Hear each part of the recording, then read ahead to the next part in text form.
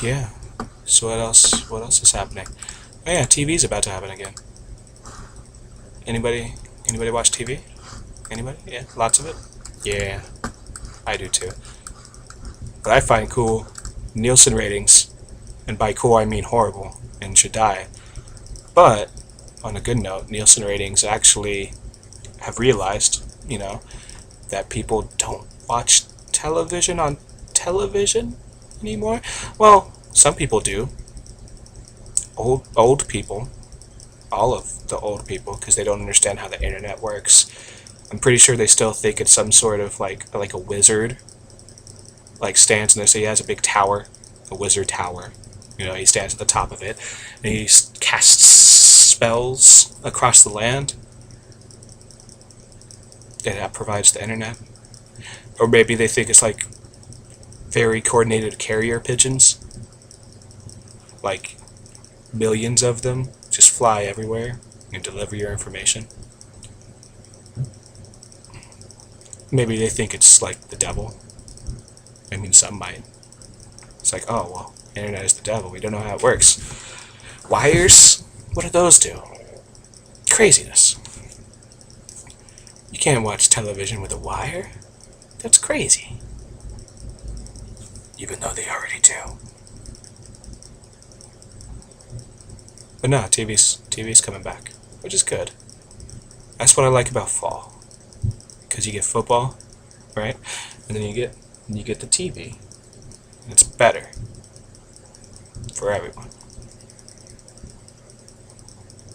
Speaking of, these guys won. I'm pumped. We managed not to get beat by the Giants in an embarrassing fashion. Like the past, 17 times we've played the Giants. Only 3. But still, it was nice.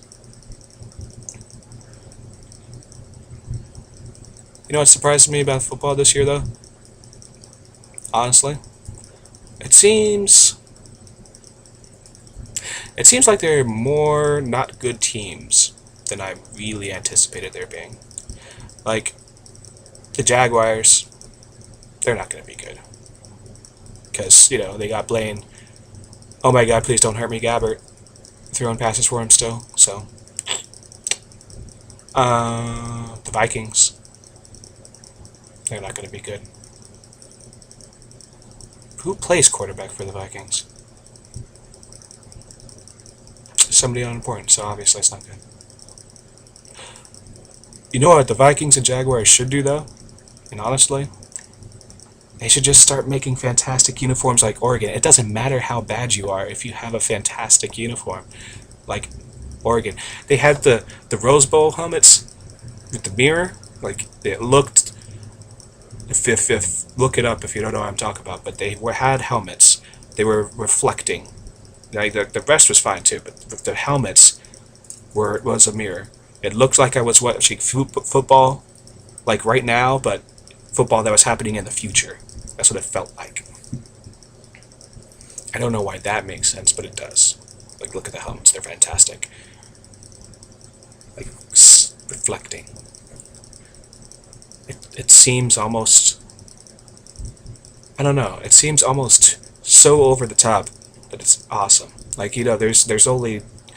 The only possible explanation is that it is awesome. I think last time I talked about Dark Knight Rises, that happened. The movie was really good. I really liked it. I liked the ending. I liked the way he managed to kill Bruce Wayne without killing Bruce Wayne. And, also the Batman symbol. I mean, the statue, people have talked about it a little over the top at the end. It's like, Batman statue in the... I don't know where they put it. But, I get it, though. It's like, oh, you saved your city. Yeah, you built a statue of him. I mean, if Rocky Balboa has a statue in Philadelphia, mind you, not in a movie sense, like the movie character Rocky Balboa has a statue in Philadelphia. If he can have one, by all means, in a movie, the Batman can have one. Just saying. It seems fair. But that statue was terrifying. This statue was terrifying. I hope if they didn't put that in the courthouse, they missed the best opportunity in the world. Like, that thing should be in the courthouse. Criminal come in for. I was like, nope, I did it. I'm sorry. Please send me to jail. I don't want to. I don't want to fight the Batman. He's staring into my soul. I mean, that thing. Like, I feel bad for the kids who went to see that movie, because there were some. That thing's probably going to give them nightmares. That thing is going to give them nightmares. Like, the only thing creepier than that statue is like the human being from Community. Community. That's gonna be so weird. It's watching it this season. It's gonna be its last season. Like, from the beginning, it was gonna be its last season. It doesn't bring in the ratings. It doesn't bring in the money. I mean, NBC is a fourth place network. They can afford to carry like really cool, creative shows. But no, it's a tragedy. It really is a tragedy. Because, funniest show on TV. It really is. I mean, yeah, there's kind of like a little required reading for it. There's some in jokes and some stuff they set up, like callbacks they set up from season 1, season 2, that if you really want to get the full enjoyment out of it, you should watch from the beginning. But that's the great thing about that show is you don't necessarily have to. It works on levels. Or it did, at least. It works on level. There's the top level, like the stupid humor, just funny, lowbrow jokes, like anything Troy did. Like, the show, the joke comes to my mind, the one from this past season, the pillows and blankets, the little they did a mock-up kind of like homage to the Ken Burns style Civil War documentary. And they did it with blanket forts and pillow forts, which was fantastic. But Troy was talking at the beginning. It's like, yeah, everything you have to do that's hard, hard is more worth it. Like, I forget the first one, but like doing something or holding in this farm right now. That sort of stuff. See, that's the first level of Community. Then you have the second level of Community, right down here, where you have to think about the jokes a little more. Like, if you don't necessarily know the material, you might not get it. Like, later on in that episode, they talk about the book 1984, and it's just like, I love 1984. Me too. I think kids should be forced to read it in high school. Me too. Which is hilarious, since 1984 is a book about big. Yeah, you get it. You get it. But so that's the second level. The third layer down here, that's the best layer, because that's where they just build on everything, the weirdness of each character, like everything about them. That's the layer like the Community fans will get. And then there's the super, like, it's rarer, but it's super awesome, like, fourth level.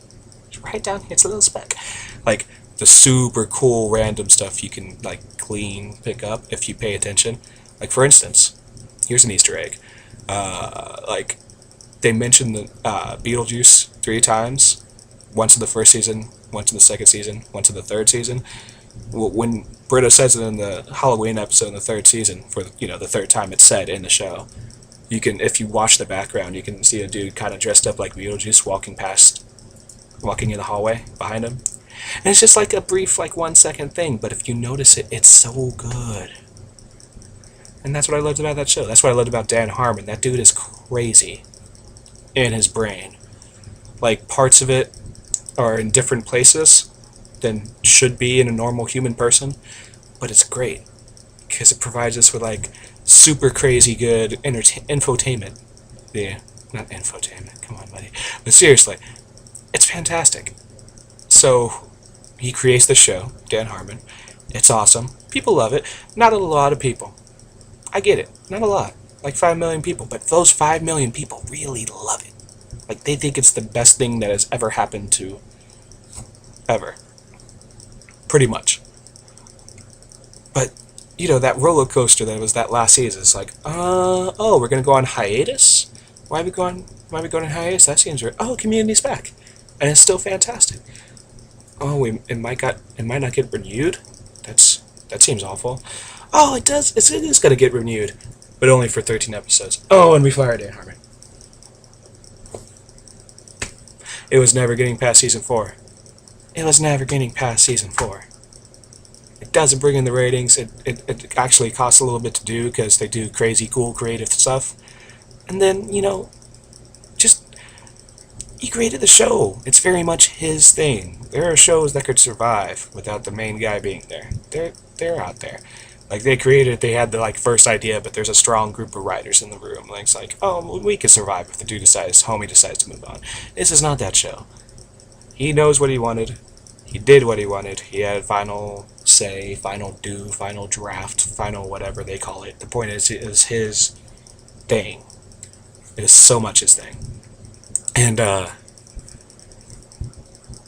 just to take him out for that 4th season, it's spiteful. It's rude. It's not nice, I guess.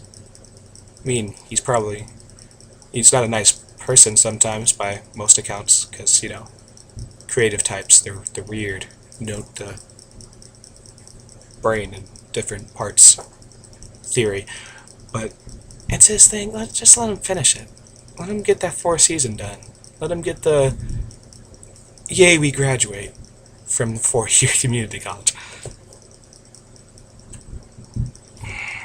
So that's going to be like a weird biology experiment to watch it this season. That's the worst part about it. They didn't promote somebody from within. To be fair to them, the natural candidates weren't there. You would have figured the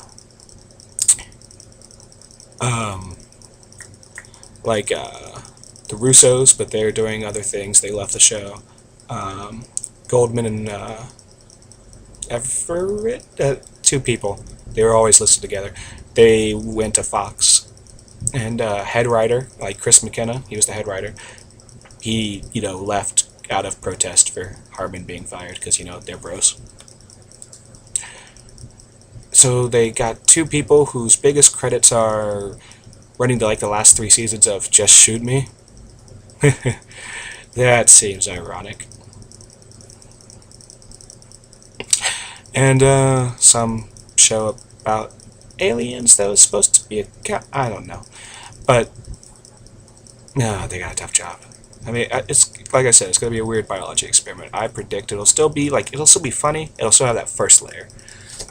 I'm concerned that the others won't be there. I mean, the actors are too good not to be funny. Even if it's bad writing, they'll run into being funny. Joel McHale is hilarious. I don't know. He just gets to me. That thing where people sometimes, it doesn't matter if they're traditionally funny or popular funny. It's just sometimes they just get you. They just hit you on those right levels or whatever. That's Joel McHale. Yeah, of course, Donald Glover's awesome. Danny Pudi, of course, too. And yeah, Alison Brie. Those are some boobs I wouldn't mind seeing on the internet. She seems too classy a lady, though. Imagine if something got online, though. That would be great. I think that was a nice effective wraparound. So, yeah. I think I'll call it a wrap. This feels like a good, place to stop. So, I'm Griff, as always. I'll get at you next time. Insomnia. Fun time. Talk hour. Lates.